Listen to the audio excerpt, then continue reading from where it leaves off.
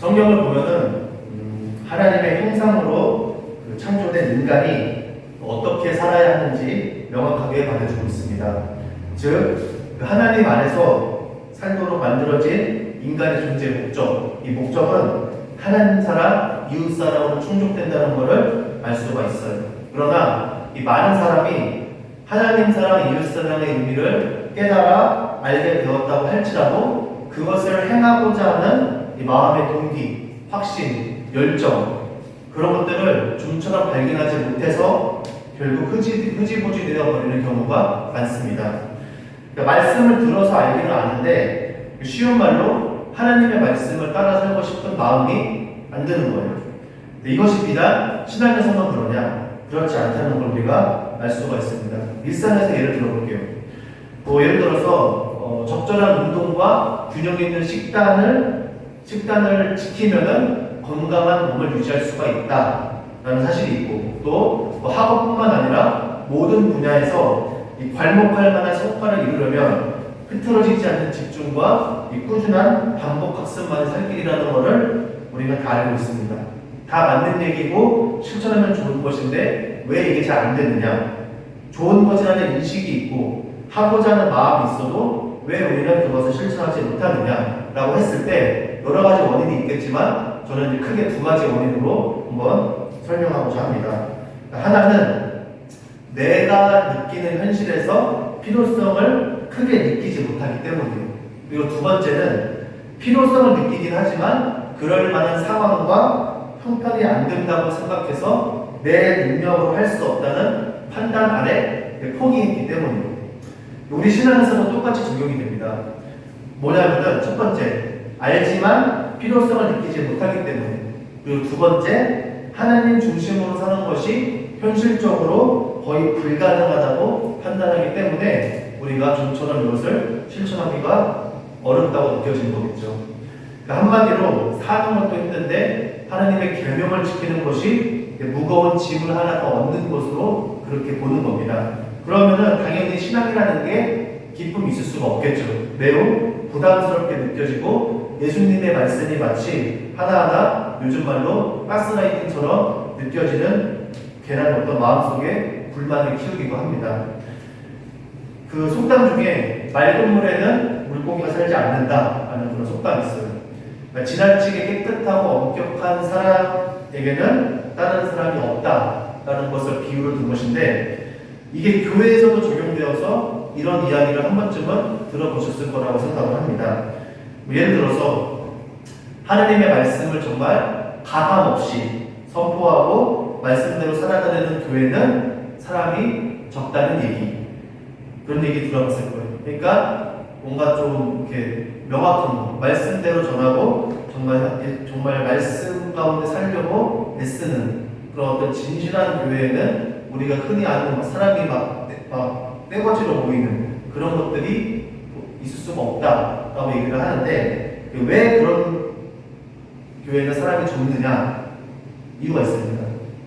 성경은 가감 없이 선포하면은 성경에서 말하고자 하는 바는 예수님의 재림, 그리고 심판, 천국 지옥, 여기에 대한 말씀을 들으면은 사람들은 이 마음이 불편합니다. 불편하기 때문에 사람이 안 모이는 거예요. 아까 제가 말씀드린 맑은 물에는 물고기가 살지 않는다.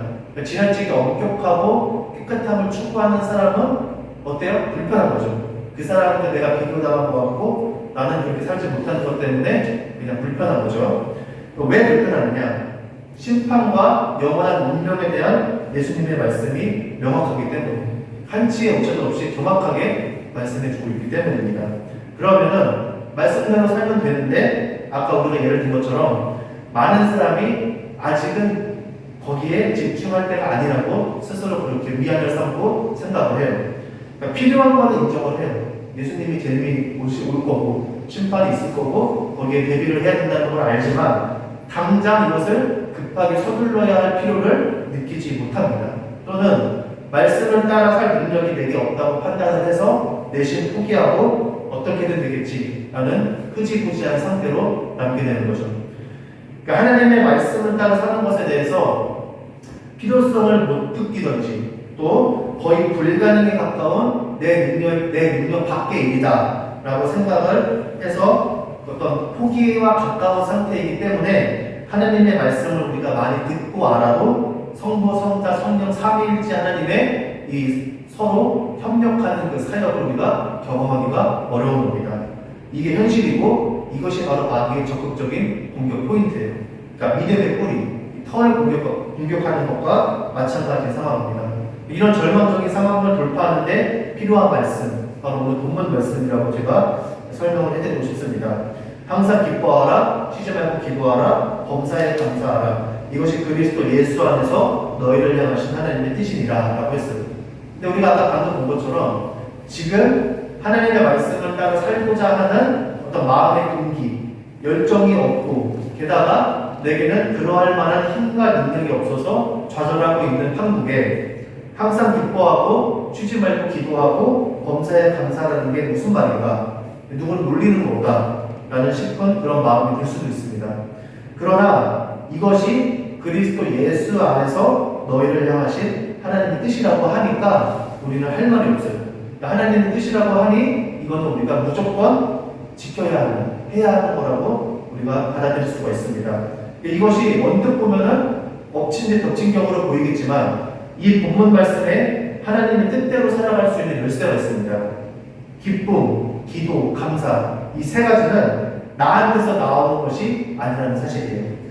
우리가 기쁘지 않은데 기쁜 척하고, 기도하고 싶은 마음이 없는데 매일 억지로 기도하고, 감사할 게 없는데 억지로 감사 제목을 만드는 그런 것들, 그렇게 한다고 해서 되는 게 아니에요.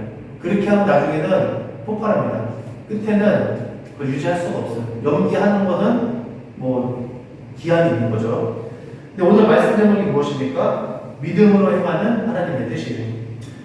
그렇습니다. 하나님의 뜻을 따라 사는 것은 내 마음의 동기와 어떤 확신과 열정으로 하는 게 아니라는 거예요. 내가 하나님 말씀을 따라 살 능력이 있는지 어떻게 되는지를 따져보고 할지 말지 정하는 게 아니에요. 예수님께서 두려워하는 사람들에게 하신 말씀이 항상 똑같았어요. 뭐라고 말씀하셨냐면은 믿기만 하라. 그리하면 구원을 받으리라. 믿음이 너를 구원하였으니 라고 얘기를 했어요. 성경에 기록된 모든 말씀을 듣고 깨달아 잘 알았다면 그 다음 그 안 것이 실제 효력을 발휘해야 되는데 그 효력은 어디서부터 오느냐? 바로 믿음이라는 것을 기억하시길 바랍니다. 무슨 믿음이죠? 성경에 기록된 모든 하나님의 말씀을 100% 믿는 거예요. 99% 아닙니다. 오직 100%. 예수님께서 괜히 어린아이의 믿음을 예로 든 게 아닙니다. 어린아이는 안 믿으면 안 믿었지 뭐 중간은 없어요. 믿고 안 믿고 단순한 거기 때문에 예수님께서 또 어린아이와 같이 믿어라. 어린아이는 또 어른을 의지하잖아요. 그렇죠? 어른의 말을 듣고 아직 그런 판단 능력이 없기 때문에 어른의 말, 그리고 엄마 아빠의 말이 맞는 줄 알고 잘 듣잖아요. 의심하지 않잖아요. 그런 것처럼 예수님께서의 믿음에 대해서 어린아이의 비유를 든 것처럼 100% 믿음, 하나님을 온전히 의지하고 신뢰하는 100% 믿음이 하나님의 뜻대로 살도록 이끌어준다는 거예요. 그러니까 행위와 공로, 능력에 차별 없이 믿음으로 하나님의 뜻대로 살 수 있다는 게 우리에게 주어진 기쁜 소식입니다. 그러니까 마귀가 얼마나 이게 배가 아프고 속이 뒤틀리겠어요. 그래서 마귀는 제가 이거를 이제 설교를 준비하면서 깨달은 게 뭐냐면 이 마귀는 하나님의 뜻대로 사는 방법에 대해서 우리가 열심히 연구하고 아는 걸 방해하지 않아요. 그러니까 항상 마귀는 보면은 하나님을 못 믿게 안 합니다. 그러니까 하나님께 가는 척 하다가 어디서 틀어버려요. 중간에서 틀어버리지, 아니면 중간에서 틀던지 아니면은 거의 하나님께 가까이 갔을 때 틀어버리지, 애초에 시작도 못하게 그렇게 안 해요. 그러면은 마귀다라고 바로 알잖아요. 그렇기 때문에 이 마귀가 어떻게 하느냐. 그러니까 요즘에는 현재 이 교회적으로 좀 시대가 뒤숭숭하잖아요. 그렇죠? 지금 많이 뒤숭숭합니다. 그러니까 어떻습니까? 지금 더 말씀을 보라고 해. 마귀는 그렇게 사람들을 이렇게 부추기죠. 더 말씀을 봐라. 말씀을 제대로 선포하는 교회, 바른 말씀, 바른 신학이 있는 신앙 공동체를 적극적으로 찾으라고 권합니다. 그래서 사람들이 막 교회 찾으려고 좀 난리죠. 있는 사람들 어디 교회 좀 맨날 말씀 들어보고 막 검증해요, 검증. 나름대로 자기들이 검증해서 막 되게 심사숙고 마치 뭐 아파트 부르듯이 내가 돈 들어 입주할 아파트 부르듯이 얼마나 심사숙고한지 몰라요. 그리고 이제 교회가 많이 이제 부패하고 여러 가지로 이제 추락하다 보니까 이게 올바르고 정의로운 것에 사람들을 집착하게 됩니다. 그러니까 교인들이 이게 올바르고 정의로운 것에 엄청 집착해요. 거기에 엄청 집착합니다.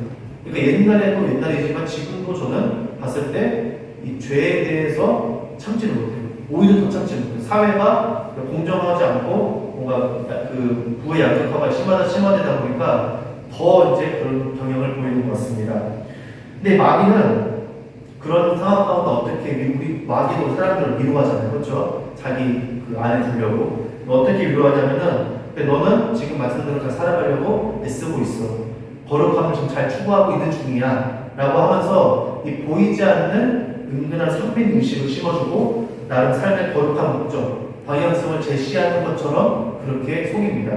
그렇게 행동을 해요. 근데 그러나 마귀는 여기까지 오면은 잘못된 게 하나도 없어요. 맞잖아요. 말씀대로 살아야 되고 말씀을 잘 연구해야 되고 하나님께 어떤 걸 가까이 갈까 올바르고 정의로우게 보여주고 하나님이 좋아하시는 거잖아요.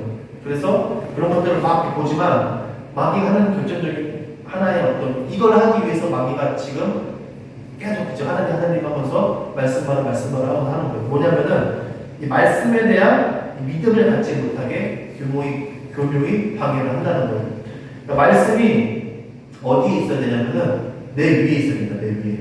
그러니까 말씀 밑에 우리 살아야 되는데 내 안에 말씀을 가두도록 만들어요. 그러니까 말씀을 내가 판단합니다. 그래서 어떤 옛날부터 어떤 교회에서 목사님이 하는 말이 지금은 사사시대다. 사사시대 특징이 뭡니까? 사람들이 내 소견대로 해왔다. 내 소견대로. 그러니까 하나님의 법이 있어도 자기 생각대로 하는 거 자기 생각. 그러니까 말씀이 내 안에 있는 겁니다. 내가 씹고 소화한 말씀이 진리인 거죠. 그렇게 하는 건데 제가 이제 한 가지 말씀드리자면 옛날 사람들이 믿음은 좋았습니다. 이건 부정할 수가 없어요. 다만 이 믿음이 잘못된 믿음으로 변질돼서 그 결과를 우리가 지금 맞이하고 있는 거죠. 그러니까 믿음은 좋아요. 근데 내용이 잘못됐어요. 내용. 믿는 내용과 목적과 방향이 아주 많이 왜곡됐다라고 볼 수가 있다면 지금은 그 잘못된 믿음을 바로잡기 위해서 이 말씀으로 되게 촘촘히 묻어놨습니다. 절대 우리는 잘못된 길을 걷지 않겠다. 과거의 실수를 범하지 않겠다라고 하지만 지금 상황이 어떻습니까? 이 어둡고 칙칙한 현실이 예전보다 지금이 어둡고 칙칙해요. 소망이 없잖아요. 그렇죠? 인구는 줄어들고 환경도 지금 안 좋아지고 국제적인 긴장관계 어떤 그런 것들 부의 양극화 경제적 어려움 그리고 그에 영향을 받는 이제 서민들의 삶 이런 것들을 종합해 봤을 때 미래가 밝지만은 않아요. 기술은 발달할지 몰라도 삶의 어떤 만족도는 그렇게 밝다고 볼 수는 없습니다. 그러니까 어둡고 칙칙한 현실과 그리고 쉴 새 없이 급변하는 미래라는 어떤 거대한 바위에 믿음이 짓누른 상황이에요. 믿음에 대해 말하자면 할 얘기가 많지만 오늘 주제와 본문 말씀으로 제가 설명을 드리자면 우리를 향한 하나님의 뜻인 기쁨, 기도, 감사 이 세 가지는 모두 무엇을 가리키고 있느냐? 믿음을 가리키고 있습니다. 한번 생각을 우리가 해봤으면 좋겠어요. 내 마음이 정말 하나님의 말씀을 따라 살고 싶고 하나님의 거룩함이 내게도 있었으면 하는 간절한 마음으로 어떤 구별된 삶에 대한 욕구가 있다면은 본문에서 말하는 기쁨과 기도와 감사가 있을까요? 없을까요? 당연히 있겠죠. 이 말은 뭐냐면 하나님 사람, 이웃 사람은 기쁨, 감사, 기도의 어떤 삶의 모습과 연결되어 있다는 얘기입니다. 즉 그리스도 예수 안에서 항상 기뻐하고 쉬지 말고 기도하고 범사에 감사하는 사람은 누가 시켜서 하는 게 아니라 스스로 하나님의 계명을 따라 살고 싶어 하고 그로 인해 이웃사랑이라는 열매를 보기 원한다는 얘기예요. 그러니까 자원하는 마음, 능동적인 신앙을 하는 것이 수동적인 신앙을 하지 않는다는 얘기입니다. 반대로 하나님 사랑, 이웃 사랑이 나타나는 사람은 그 사람의 삶을 들여다보면은 항상 기쁨이 있고 늘 기도하고 좋아 보이는 일이든 좋아 보이지 않는 일이든 무슨 일이든지 하나님께 진심으로 감사한다는 것을 알 수가 있습니다. 그렇다면은 오늘 본문 말씀 우리를 향한 하나님의 뜻인 항상 기뻐하고 기도하고 감사하는 이 말씀을 어떻게 이루어야 할지를 살펴보면 하나님의 계명을 지킴으로써 나타나는 하나님 사랑, 이웃 사랑을 우리가 이룰 수가 있습니다. 그러니까 먼저 우리를 향한 하나님의 뜻인 첫 번째 무엇입니까? 항상 기뻐하라. 이걸 어떻게 받아들여야 하느냐? 우리가 항상 이거에 의문이 있잖아요. 아니 항상 기뻐하라고 이게 말이 돼? 이렇게 얘기를 하는데 말씀을 통해 하나님의 자녀는 무엇으로 기뻐하는지를 우리가 쉽게 찾아볼 수가 있습니다. 말씀을 보면은 다음과 같습니다. 그러나 귀신들이 너희에게 불복한다고 해서 기뻐하지 말고 너희의 이름이 하늘에 기록된 것을 기뻐하여라 라고 얘기를 하고 있어요. 우리는 귀신들 막 쫓아내면 엄청 기뻐하잖아요. 그렇죠? 하나님의 능력이 내게 있다. 하나님이 함께 하셨다라고 하는데 예수님께서 직접 말씀하셨거든요. 귀신들, 나쁜 영 쫓아내는 걸로 기뻐하지 말고 너희의 이름이 하늘에 기록된 것을 기뻐해라. 그러니까 이름이 하늘에 기록된 것이 기쁨이라고 성경은 말하고 있습니다. 마태복음도 보겠습니다. 너희는 기뻐하고 즐거워하여라. 하늘에서 받을 너희의 상이 크기 때문이다. 너희보다 먼저 온 예언자들도 이와 같이 박해를 받았다 라고 얘기를 했어요. 그러니까 무슨 기쁨입니까 이거는? 예수님의 이름으로 박해를 받는 것이 기쁨이라고 성경은 우리에게 말해주고 있어요. 왜냐? 하늘에서 받을 너희의 상이 크기 때문이죠. 그리고 베드로전서를 보겠습니다. 사랑하는 여러분, 여러분을 시험하려고 시련의 불길이 여러분 가운데 일어나더라도 무슨 이상한 일이나 생긴 것처럼 놀라지 마십시오. 그만큼 여러분은 그리스도의 고난에 동참하는 것이니 기뻐하십시오. 그러면 그의 영광이 나타날 때 여러분은 또한 기뻐 뛰며 즐거워하게 될 것입니다 라고 했습니다. 고난에 동참하는 것은 기쁨이라고 성경 말해줘요. 우리가 고난에 동참하는데 기쁨이라는 걸 생각 안 하잖아요. 그렇죠? 절대 안 해요. 저조차도 안 해요.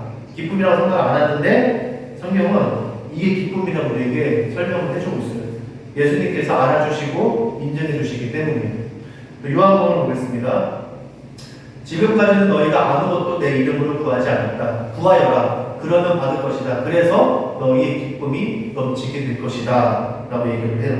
왜 그리스도인이 신앙생활에 기쁨이 없느냐? 하나님께서 말씀하신 기쁨을 우리가 생각하지 않기 때문입니다. 예수님의 이름으로 구하면 받을 것이라서 기쁨이 넘친다고 얘기를 하고 있어요. 여기까지가 기쁨의 조건이라면 그럼 기쁨이 효력이에요. 효력. 항상 우리가 알았으면은 그 안 것에 대해서 효력이 나타나야 됩니다. 그러면 기쁨의 효력은 어디서 오느냐? 기쁨이 담겨있는 여러 상자들의 내용을 우리가 지금 봤어요. 봤다면은 그 상자를 여는 열쇠가 무엇이냐? 라고 했을 때 말씀을 통해 알 수 있습니다. 소망을 주신 하나님께서 믿음에서 오는 모든 기쁨과 평안을 여러분에게 충만하게 주셔서 성령의 능력으로 소망이 여러분에게 차고 넘치기를 바랍니다. 앞에 뭐라고 했습니까? 믿음에서 오는 믿음. 기쁨이 믿음에서 온다고 지금 얘기하고 있습니다. 어떤 믿음이에요? 우리의 기쁨은 무엇이냐? 하늘의 이름이 기록된 것. 예수님의 이름으로 박해를 받고 고난에 동참하면 하늘의 상이 크다는 것. 예수님의 이름으로 구하면 받을 것이라는 사실을 믿으면 어떻게 돼요? 항상 기뻐하라는 하나님의 뜻이 있을 수가 있다는 거예요. 그러니까 그것이 이런 것들이 기쁨이다 라고 얘기를 했을 때 우리 그걸 안 믿는 겁니다. 믿고 싶지도 않아요. 사실 믿으라고 해도 믿고 싶지 않아요. 내가 원하는 걸 믿고 싶지 별로 와닿지 않는 걸 믿고 싶지 않는 거죠. 아까 제가 말씀드렸잖아요.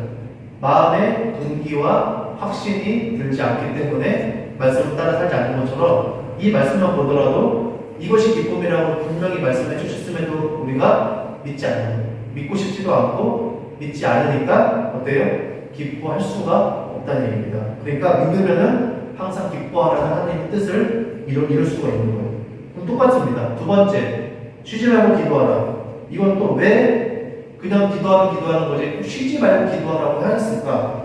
이건 또 말씀을 보면 알 수 있습니다. 마태복음에 보면은 뭐라고 합니까? 시험에 빠지지 않도록 깨워서 기도하여라. 마음은 원하지만 육신이 약하구나 라고 했어요. 그러니까 기도하라는 이유가 있습니다. 뭐래요? 첫 번째, 마귀의 시험에 빠지지 않기 위해서 기도를 하라는 거예요. 그러니까 예수님은 다 알아요. 예수님 뭐라고 하십니까? 마음은 원하지만 네 마음은 내가 안다. 하나님의 뜻대로 하고 싶지 그 마음 아는데 육신이 약하기 때문에 너가 기도를 해야 된다. 그게 얘기죠. 그리고 베드로전서 보겠습니다. 만물의 마지막에 가까이 왔습니다. 그러므로 정신을 차리고 삼가 조심하여 기도하십시오 라고 했어요. 우리가 왜 기도해야 됩니까? 만물의 마지막, 예수님의 재림. 심판이 멀지 않았으니 정신을 차리고 기도하라고 성경은 얘기를 해주고 있어요. 또 4견적 보겠습니다. 그러므로 너의 이 악함을 회개하고 주께 기도하라. 혹 마음에 품은 것을 사하여 주시리라 라고 했는데, 회개가 동반된 기도만이 마음속의 악함을 사라지게 할 수 있다는 거예요. 죄로 타락한 인간은 그래서 기도를 쉴 수 없는 겁니다. 마음속에 악함이 막 발생해요. 근데 이거를 어떻게 하려? 회개하고 주께 기도하는 것만이 그걸 사하여 주신다, 이 얘기입니다. 또 빌립보서 보겠습니다. 아무것도 염려하지 말고 다만 모든 일에 기도와 간구로 너희 구할 것을 감사함으로 하나님께 아뢰라. 이 뭐예요? 인간은 걱정, 근심, 염려 속에 살기 쉬워요. 그러니까 걱정, 근심 하지 말라고 해도 그냥 시키지 않아도 알아서 걱정하고 근심하고 염려합니다. 그렇기 때문에 인간은 기도하지 않을 수가 없다는 얘기예요. 그러니까 말씀을 통해서 우리를 향한 하나님의 뜻, 왜 쉬지 말고 기도하는 것인지를 우리가 알 수가 있습니다. 시험에 빠지지 않기 위해서, 예수님의 재림, 심판을 대비하기 위해서, 마음속 악한 것을 고침받기 위해서, 걱정, 근심, 염려 때문에 하나님과 멀어지지 않기 위해서 우리는 기도를 쉴 수가 없는 거예요. 그러면 말씀에 따라 기도한 대로 응답을 받아야겠죠? 응답을 받으려면 어떻게 해야 되느냐? 우리가 다 알고 있는 사실입니다. 마태복음 보겠습니다. 너희가 기도할 때에 무엇이든지 믿고 구하는 것은 다 받으리라 하시니라 라고 얘기를 했어요. 뭐예요? 믿음으로 구해야 받는다는 얘기입니다. 뭘 받습니까? 시험에 빠지지 않고 하나님 앞에 거룩함을 지킬 수 있는 힘과 능력을 받아요. 믿음으로 구해요. 영적 분별, 지혜, 진실함, 정직함, 이런 모든 것들이 다 뭐예요? 믿음으로 구해야지 받는다는 얘기입니다. 믿음으로 구한다는 것은 무엇입니까? 내가 그럴 만한 어떤 성품과 기질을 논하는 게 아니에요. 내 마음에 그러고 싶은 마음이 있는지 없는지를 생각하는 게 아닙니다. 믿음으로 구하는 것은 하나님께서 주실 것이라는 확신입니다. 아무런 근거 없어요. 근거는 없는데 우리의 근거는 뭐예요? 말씀에 대한 믿음밖에 없습니다. 그렇기 때문에 이 복음이 세상 사람들에게는 어리석고 미련해 보이고 믿는 자들에게는 하나님의 능력이라고 얘기하는 겁니다. 그러니까 믿음밖에 없다는 얘기예요. 유다서 보겠습니다. 사랑하는 자들아, 너희는 너희의 지극히 거룩한 믿음 위에 자신을 세우며 성령으로 기도하며 라고 얘기를 했어요. 지극히 거룩한 믿음 위에 자신을 세우는 것이 먼저는 얘기입니다. 기도는 지극히 거룩한 믿음, 더할 나위 없이 아주 구별된 믿음을 요구를 한다는 거예요. 또 야고보서를 볼게요. 조금도 의심하지 말고 믿고 구해야 합니다. 의심하는 사람은 마치 바람에 밀려서 출렁이는 바다 물결과 같습니다 라고 얘기를 하고 있습니다. 그런 사람은 또 주님께로부터 아무것도 받을 생각을 하지 마십시오 라고 얘기를 해요. 그러니까 믿음으로 구하면은 받는다는 말, 이거를 반대로 생각하면 뭐냐면 의심하면 100% 믿음이 아니면 받지 못한다는 얘기입니다. 이 믿음을 강조하고 있어요. 그러니까 본문 마지막에 이 범사에 감사하라, 이 말은 좋은 일, 나쁜 일, 슬픈 일, 기쁜 일, 이상한 일 상관없이 모든 일에 감사하라는 얘기입니다. 이게 가능한 이유는 믿음으로 기뻐하고 믿음으로 기도하기 때문입니다. 그러니까 하나님께서 너는 일반적인 세상 사람과 달리 내가 말한 것들로 자녀에게 주신 약속, 그런 것들로 기뻐해라 라고 했을 때, 하나님께서 말씀하신 것들로 기뻐할 수 있다라는 걸 믿으면은 그 믿음대로 된다고 예수님께서 말씀하십니다. 그러니까 하나님과 그분의 말씀에 대한 온전한 믿음에서 비롯된 기쁨과 기도 안에 있는 사람은, 또는 연약한 상태이지만 말씀을 따라 믿음으로 그리스도 예수 안에 있는 기쁨에 참여하고 구하는 것은 다 받은 줄로 믿고 그렇게 사는 사람은 모든 일에 감사하는 그 하나님의 말씀을, 그 뜻을 자연스럽게 받아들이고 선순환 쪽으로 갈 수가 있다는 거예요. 그렇지 않겠습니까? 생명책의 이름이 기록된 것을 기쁨으로 여기는 사람, 또 고난과 박해를 받는 것으로 하늘의 상이 크다는 걸 믿고 기뻐하는 사람, 믿음으로 구하면 주신다는 걸 믿고 감사함으로 기도하는 사람에게 모든 일은 다 감사할 대상이라는 거예요. 그러니까 어렵고 힘든 일이 찾아와도 기도하면 응답해 주실 걸 알기에 감사하고, 예수님의 이름으로 말미암아 원수가 사망으로 둘러싸고 억울한 일을 당해도 어때요? 하늘의 상이 크다는 걸 알기 때문에 감사합니다. 또 욕과 같은 큰 재앙을 받는다 할지라도 그리스도 예수 안에 사람에서 그 어떤 것도 끊을 수 없다는 것을 믿기에 그것도 감사한 거죠. 또 슬프고 죽을 것 같을지언정 하나님은 나를 버리지 않고 함께 하신다는 걸 알고 믿기에 감사한 겁니다. 그렇다면은 이 하나님의 계명을 지키는 것으로 증명되는 하나님 사랑, 이웃 사랑도 결국 어디에서부터 출발을 하느냐? 바로 이 믿음에서 출발한다는 것을 기억하시길 바랍니다. 그러니까 내 능력과 내 기질, 어떤 성품, 열정, 마음의 동기로 신앙생활을 하는 게 아니라 되게요. 그러니까 하나님께서 말씀하신 대로 이미 이루어졌다고 믿고 감사하며 주님을 따라가는 그 발걸음이 어떻겠습니까? 가볍다는 거예요. 그러니까 믿음이 있으면은 가볍고 믿음이 없으면 다 내가 짊어져야 할 무거운 짐처럼 느껴진다는 얘기입니다. 예수님께서 이렇게 말씀하셨어요. 마태복음 말씀인데 수고하며 무거운 짐을 진 사람은 모두 내게로 오너라. 내가 너희를 쉬게 하겠다. 나는 마음이 온유하고 겸손하니 내 멍에를 메고 나한테 배우라. 그리하면 너희는 마음의 쉼을 얻을 것이다. 내 멍에는 편하고 내 짐은 가볍다. 라고 얘기를 했어요. 이게 바로 뭐냐면은 온갖 율법에 매여서 무거운 짐을 지고 살아가는 이스라엘 유대인들을 향해 하신 예수님의 말씀이에요. 신앙생활이 너무 무겁고 힘들어서 죽을 것 같은 지쳐있는 유대인들을 향해 예수님께서 하신 말씀입니다. 우리가 사실은 말씀대로 될 것을 믿기보다 안 될 거라는 믿음이 더 크진 않은지 깊이 생각해볼 필요가 있어요. 말은 뭐 하나님께서 하실 거다라고 하지만 확실한 거는 우리가 예전보다 믿음이 없는 거 사실인 것 같습니다. 예전 사람들보다 믿음은 확실하게 없어요. 이건 정확히 알 수가 있는 사실입니다.